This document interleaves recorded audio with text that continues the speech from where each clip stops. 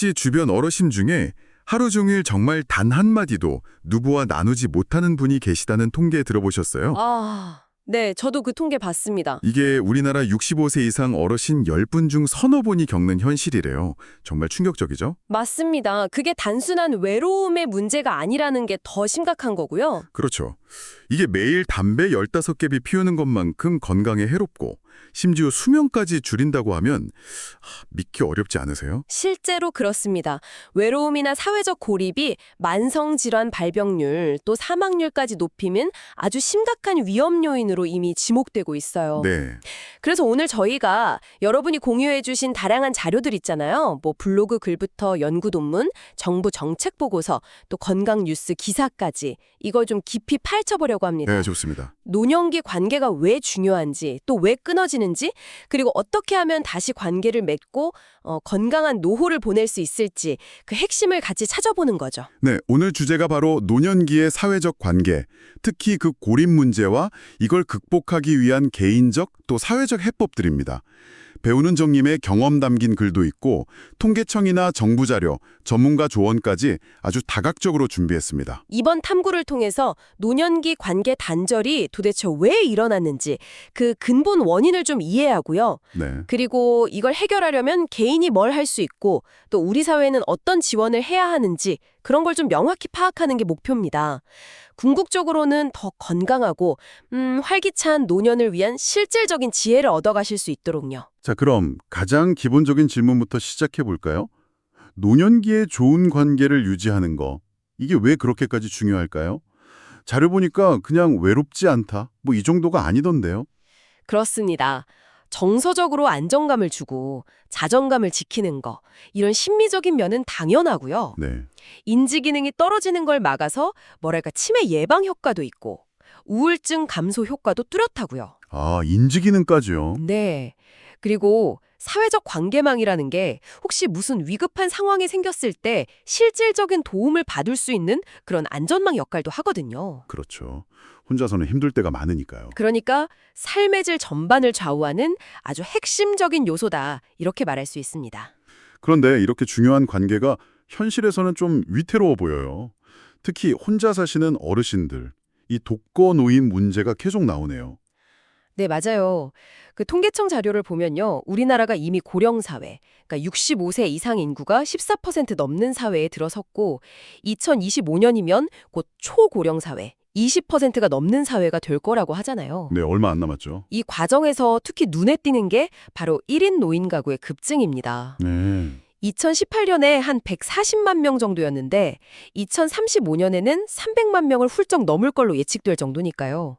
정부 대책 자료에도 나오는 내용입니다. 와, 300만 명 이상이라니 정말 상상하기 어려운 숫자인데요. 그런데 이분들이 겪는 어려움이 뭐랄까, 다른 노인 가구랑 비교했을 때 더 심각하다 이런 말씀이신가요? 네, 여러 자료에서 일관되게 나타나는 부분입니다. 예를 들면 하루에 2끼 이하로 식사하시는 결식률이요. 독거노인은 24%나 돼요. 24%요? 네, 자녀랑 같이 사는 노인분들 10%나 부부 노인 11%보다 2배 이상 높은 거죠. 만성질환 앓는 비율도 93.2%로 아주 높고요. 거의 대부분이네요. 그렇죠. 경제적으로도 기초생활 수급자 비율 14.6%가 높고 또 정신건강 면에서도 우울 증상을 보이는 비율이 43.7%, 자살을 생각해본 비율도 15.3% 정도로 다른 노인 가구보다 훨씬 높게 나타납니다. 그러니까 여러 면에서 취약성이 크다고 볼 수밖에 없죠. 와, 듣고 보니 정말 다각적인 어려움에 처해 계시는군요. 그럼 도대체 왜 노년기에는 이렇게 관계가 멀어지거나 끊어지는 걸까요? 배우는 정유인 블로그 글에서도 몇 가지 이유를 짚어주셨잖아요. 뭐 퇴직하고 사회적 역할이 줄어드는 거, 자녀 독립하는 거, 배우자나 친구랑 사별하는 경험, 또 건강 문제도 크고요. 맞습니다. 그런 환경적인 요인들이 관계가 줄어드는 주된 원인이 되죠. 그런데 여기에 더해서 좀 흥미로운 연구 결과가 하나 있어요. 어떤 건가요? 그 노인의 성격 요인과 우울간의 관계를 다룬 연구인데요.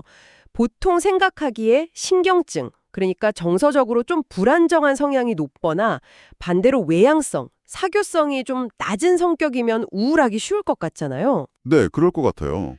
그런데 이 연구에서는 그런 성격 특성 자체가 직접 우울로 이어지기보다는 그 성격 특성이 고독감을 더 쉽게 느끼게 만들고 그 고독감이 결국 우울로 이어지는 경로가 더 중요하다고 봤습니다. 아, 그러니까 성격 자체가 문제라기보다는 그 성격 때문에 사회적으로 고립되고 거기서 오는 고독감, 이게 진짜 문제라는 거네요. 바로 그겁니다. 개인의 성향보다는 사회적 연결이 끊어지고 소외되면서 느끼면 그 고독감. 이게 한국 노인의 우울을 예측하는데 핵심 요인이라는 거죠. 아하, 이건 결국 개인의 노력도 중요한 사회적 연결을 강화해주는 외부의 지원이나 개입이 얼마나 중요한지를 고해주는 거라고 할 수 있습니다. 고독감이 핵심 문제라면 이걸 극복하기 위해서 개인이 시도해 볼 수 있는 방법들은 어떤 게 있을까요? 배우는 정님 글에 정말 구체적인 제안들이 많아서 저도 인상 깊게 봤거든요. 네, 그 글에 정말 실천적인 조언들이 잘 정리되어 있었죠. 예를 들어 친구나 이웃관계. 이거 회복하려면 용기를 내서 옛 친구한테 먼저 연락을 해보거나 아니면 지역 복지관이나 평생학습센터 같은 데 프로그램에 참여해보는 거죠. 네, 그런 것들이 있죠. 아파트 분여회나 노인회 같은 소모임에 가입하는 것도 좋고요. 뭐 거창하게 생각할 필요 없이 그냥 동네 산책하면서 먼저 인사 건네고 작은 봉사활동 같은 거 시작해보는 거. 이런 일상 속의 작은 실천을 꾸준히 하는 게 중요하다고 강조하더라고요. 거창함보다는 일상 속 작은 관심과 반복, 이 말이 딱 맞는 것 같아요. 가족 관계에 대한 조언도 있었잖아요. 이게 사실 세대 간에 잘 지내는 게 참 어렵기도 한데 맞아요. 자녀하고는 막 감정적으로 호소하기보다는 좀 사실 중심으로 대화하려고 노력하고, 감정보다는 사실. 네. 그리고 손주들한테는 뭘 가르치려고 하기보다는 그냥 관심 보여주고 공감해주고 이런 게 좋다고 하고요. 자주 못 만나더라도 생일이나 기념일 같은 거 챙겨주는 작은 성의, 이것도 관계 유지에 도움이 된다고 하고요. 작은 성의. 무엇보다 중요한 건 일방적으로 막 기대하고 서운해하기보다는 나도 존중받고 싶은 가족 구성원이다. 이런 마음을 좀 솔직하게 표현하고 서로 배려하는 거. 그런 열린 태도가 핵심이라고 이야기합니다. 네, 상호 배려 중요하죠. 새로운 관계 맺는 부분도 흥미로웠어요. 사실 나이 들면 새로운 사람 만나는 게 더 어렵게 느껴지잖아요. 그렇죠. 근데 기회는 생각보다 많다는 거예요. 시니어 대학이나 노인대학 아니면 사진, 등산, 글쓰기 같은 취미 동호회, 도서관이나 복지시설 자원봉사 같은 것도 좋은 통로가 될 수 있고요. 자원봉사도 있네요. 네, 요즘은 또 온라인 커뮤니티나 관련 앱 활용하시는 어르신들도 꽤 늘고 있고요. 종교 활동이나 명상, 건강 프로그램 참여하는 것도 자연스럽게 사람들 만날 기회가 되고요. 네. 핵심은 처음엔 좀 어색해도 꾸준히 참여하고 관심을 보이면 자연스럽게 관계가 만들어진다. 이런 믿음을 갖는 게 아닐까 싶어요. 이렇게 개인이 노력하는 게 실제로 어떤 긍정적인 변화를 가져오는지 뒷받침하는 연구 같은 것도 있나요? 네, 있습니다. 그 독거노인의 해결 중심 접근 상담 경험 연구라는 걸 보면요. 상담 과정 자체가 관계 회복에 큰 도움을 준다는 걸 알 수 있어요. 상담이요? 네, 이 해결 중심 상담이라는 게 문제 자체에 막 파고들기보다는 개인이 이미 가지고 있는 강점이나 성공했던 경험에 초점을 맞추는 방식이거든요. 네네. 이걸 통해서 노인분들이 자기 삶을 좀 긍정적으로 다시 보게 되고 관계 안에서 성장하고 또 상실감을 극복하고 문제 해결 능력을 되찾는 그런 경험을 하신다는 거죠. 상담자와의 공감적인 관계 형성이 아주 큰 힘이 되는 거고요. 상담자와의 좋은 관계 경험이 다른 관계로까지 이어질 수도 있겠네요. 맞습니다. 더 흥미로운 건요. 상담을 통해서 도움을 받은 경험이 나도 다른 어려운 노인을 돕고 싶다. 이런 마음으로 이어진다는 거예요. 오, 그래서 스스로를 도움받는 노인이 아니라 돕는 노인, 이렇게 독거노인으로 인식하게 되는 현상까지 나타났다고 합니다. 와, 돕고 노인이요? 굉장히 긍정적인 변화인데요. 그쵸. 복지관 프로그램 참여도 비슷한 효과를 내고요. 거기서 위로도 받고 소속감도 느끼고 사회적 지지를 통해서 치유를 경험하게 되는 거죠. 관계 회복 노력과 함께 당연히 건강 관리도 필수적이겠죠? 몸이 건강해야 뭐든 할 수 있으니까요. 희나인 뉴스 기사에 똑똑하게 나이 먹는 법, 여기서 웰에이징을 위한 생활 습관들 제시했던데요. 네, 맞아요. 건강한 노년을 위해서는 질병 관리랑 생활 습관 개선, 이게 무엇보다 중요합니다. 기사에서는 먼저 고혈압, 당뇨, 심혈관 질환, 암 같은 만성 질환 관리를 강조해요. 네. 질병관리청 통계 보면 우리나라 전체 사망 원인의 거의 80%가 만성질환이잖아요. 네, 그렇죠. 그렇다고 해서 뭐 포기할 필요는 없다는 거죠. 규칙적으로 치료받고 적극적으로 관리하면 충분히 건강하게 살아갈 수 있습니다. 식단 관리 이야기도 중요하게 나왔던 것 같았대요. 맞습니다. 특히 그 흰쌀밥이나 빵 같은 정제 탄수화물 대신에 현미나 통곡물 위주로 드시는 게 좋고요. 그리고 근육 유지, 이게 정말 중요해서 단백질 섭취를 충분히 해야 합니다. 아, 단백질이요? 네, 생선, 두부, 달걀, 살코기 이런 걸로 자기 체중 1kg당 하루 1g 정도의 단백질을 꾸준히 섭취하는 게 좋아요. 1kg, 킬로그램? 네. 그리고 채소, 과일, 견과류 충분히 먹고 올리브오일 같은 건강한 지방 섭취 늘리고 반대로 나트륨 섭취는 줄여야 하고요. 뭐 지중해식 식단이나 고혈압 예방을 위한 대시 식단 이런 거 참고하는 것도 도움이 됩니다. 운동 이야기도 빼놓을 수 없죠. 생존 근육이라는 말이 딱 와닿더라고요. 네, 나이가 들면서 근육이 자연스럽게 줄어드는 근감소증.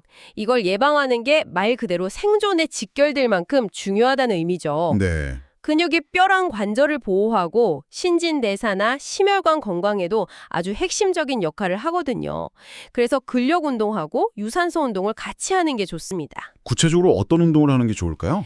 근력 운동은 집에서도 쉽게 할 수 있는 거 있잖아요. 의자에 앉았다 일어서기라던가 탄력 밴드 이용한 운동 같은 거. 이런 걸 주 2, 3회 한 20분에서 30분 정도 하면 좋고요. 네. 유산소 운동은 뭐 걷기, 수영, 가벼운 자전거 타기 이런 걸 매일 30분씩 주 5회 정도 하는 걸 권장합니다. 스트레칭 같은 유연성 운동도 꾸준히 하면 낙상 예방에 큰 도움이 되고요. 네, 꾸준히 하는 게 중요하겠네요. 결국 그 황선옥 교수님 말씀처럼 노화를 막 부정하려고 하기보다는 좀 긍정적으로 받아들이고 미리 대비하는 자세가 중요한 것 같아요. 네. 금연, 절주, 규칙적인 운동, 건강한 식단, 적정 체중 유지, 정기검진 같은 기본적인 건강 수칙 지키는 거. 이게 기본이죠. 신체 기능이 잘 유지되어야 활발하게 사회 활동도 할 수 있고 이게 또 관계 유지랑 정신 건강으로 이어지는 선순환을 만드는 거니까요. 개인적인 노력이나 건강 관리도 물론 중요하지만 사실 사회적인 뒷받침 없이는 한계가 있을 것 같아요. 정부나 지역사회 차원에서는 어떤 지원들이 좀 있을까요? 네, 다행히 노년기의 사회 참여나 소득 보장을 위한 다양한 정책들이 있습니다. 대표적인 게 보건복지부에서 하는 노인 일자리 및 사회활동 지원 사업이에요. 아, 노인 일자리 사업이요? 네. 어르신들이 좀 활기차고 생산적인 노후를 보내실 수 있도록 일자리를 제공하거나 사회활동 참여를 지원하는 그런 사업이죠. 어떤 분들이 참여할 수 있고 구체적으로 어떤 활동들을 하게 되나요? 이게 사업 유형별로 조금씩 다른데요. 보통은 만 60세나 65세 이상 어르신들이 참여 가능하시고 기초연금 받으시는지 여부 같은 게 기준이 되기도 합니다. 네. 활동 내용은 정말 다양해요. 예를 들어서 공공형 일자리는 다른 취약한 노인을 돌보는 노노케어라고 하죠. 노인이 노인을 돌보는 거. 아, 노노케어. 네. 그리고 지역사회 환경 개선 활동이라던가 보육시설 봉사 같은 공익적인 활동이 많고요. 사회 서비스형은 어르신들의 경력이나 지식을 활용해서 지역사회 돌봄이나 안전 관련 서비스를 제공하는 거고요. 민간형은 좀 더 시장 친화적인데 소규모 매장을 같이 운영하거나 기업의 취업 또는 인턴으로 일할 수 있게 연결해주는 방식 같은 게 있습니다. 아, 종류가 꽤 많네요. 그럼 참여하려면 어디로 문의해야 하나요? 사시는 곳 시, 군, 구청 노인복지 담당 부서나 가까운 노인복지관 아니면 시니어 클럽 같은 사업 수행기관에 문의하시면 됩니다. 네. 신청서랑 필요한 서류 내시고 상담 받으시면 소득이나 건강 상태 같은 기준에 따라서 선발되고요. 다만 기초생활보장 생계급여를 받으시거나 건강보험 직장가입자이신 경우처럼 일부 참여가 제한되는 조건도 있으니까 미리 확인해 보시는 게 좋습니다. 그렇군요. 일자리 말고 특히 독거노인을 위한 맞춤형 지원책들도 있겠죠? 아까 독거노인의 어려움이 크다고 하셨으니까요. 물론입니다.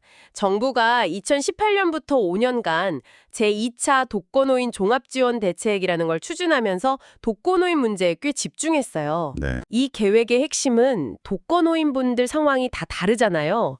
거기에 맞춰서 필요한 서비스를 제공하고 지역사회에서 계속 안전하게 사실 수 있도록 지원하고 또 스스로 자립할 수 있는 역량을 키워드리고 이걸 뒷받침할 정책 기반을 강화하는 거였습니다. 와, 굉장히 포괄적인 계획이었던 것 같은데 몇 가지만 구체적인 예를 좀 들어주실 수 있나요?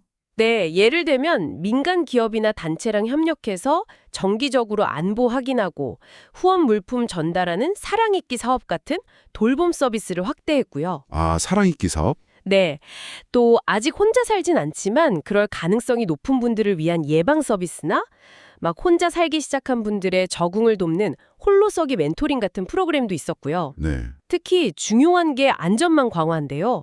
고독사 위험이 높은 분들을 찾아내서 지원하는 시스템을 만들고 또 외부랑 접촉을 꺼리는 은둔형 노인을 위한 전문적인 사례 관리, 그리고 ICT, 그러니까 정보통신 기술을 활용해서 응급 상황에 대처하는 스마트 돌봄 체계 구축 같은 것도 포함됐었습니다. 아, ICT 활용까지요? 네. 그 외에도 주거 지원, 이동 지원, 식사 배달 같은 재가 서비스 강화, 또 다양한 사회 참여 프로그램 지원, 돌봄 인력 처우 개선까지 정말 폭넓은 내용이 담겨 있었습니다. 정말 다양한 노력들이 있었네요. 이런 정보나 도움이 필요할 때 찾아갈 수 있는 기관들, 이걸 알아두는 것도 중요할 것 같아요. 그 배우는 정님 글에서도 몇 군데 나왔었죠. 맞습니다. 가장 쉽게 접근할 수 있는 곳이 지역의 노인복지관이죠. 다양한 교육, 문화, 취미 프로그램도 있고 상담 서비스도 제공하니까요. 네, 복지관. 지역 평생학습관에서도 무료 강좌나 동아리 활동 기회를 찾을 수 있고요. 관계에서 오는 스트레스나 우울감 때문에 좀 힘들다 싶으면 보건소 정신건강복지센터에서 전문 상담을 받을 수도 있습니다. 아, 보건소에도 그런 센터가 있군요. 네. 그리고 독거노인 종합지원센터는 이름 그대로 독거노인 지원사업 전반을 관리하고 필요한 서비스를 연결해주는 아주 중요한 역할을 하고요.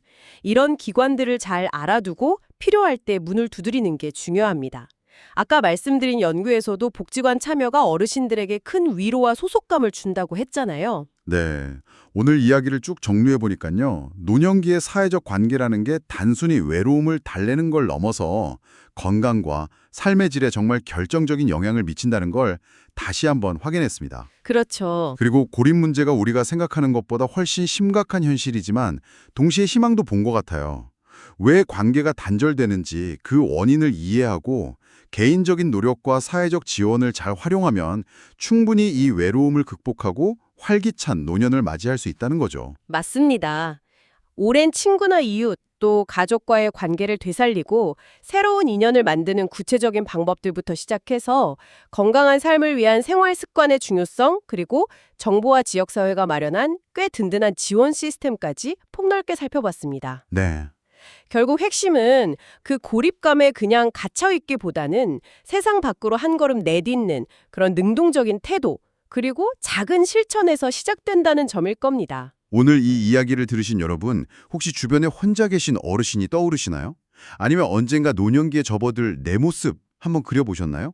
지금 당장 아주 작은 관심 표현이나 관계 맺기를 위한 시도를 한번 시작해보는 건 어떨까요? 네, 작은 시작이 중요하죠. 어쩌면 그 작은 시작이 누군가의 삶에 그리고 또 나의 미래에 큰 변화를 가져올지도 모릅니다.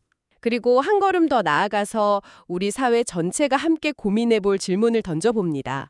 이렇게 빠르게 늘어나는 1인 노인 가구 문제에 대해서 개인의 책임과 사회 공동의 책임 사이에서 어떻게 균형점을 찾아야 할까요?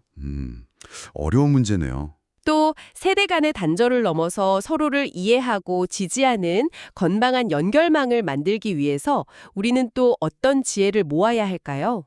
이런 고민들을 함께 해보면 좋겠습니다.